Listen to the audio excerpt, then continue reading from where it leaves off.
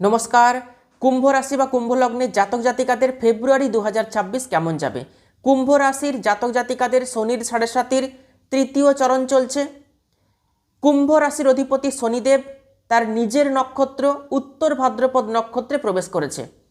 কুম্ভ রাশির জাতক জাতিকাদের জন্য ফেব্রুয়ারি 2026 অত্যন্ত শুভ সময়। কর্মক্ষেত্রে সফলতা আসবে, ঊর্ধ্বতন কর্তৃপক্ষের সম্পূর্ণ সাপোর্ট পাবেন, আপনি টার্গেটকে অ্যাচিভ করতে পারবেন, মনের মধ্যে সংকল্প নিয়ে আপনি এগিয়ে যেতে পারবেন। জীবনে হয়তো রিস্ক থাকবে, কিন্তু সেই রিস্ক আপনি নিয়ে জীবনে এগোতে পারবেন।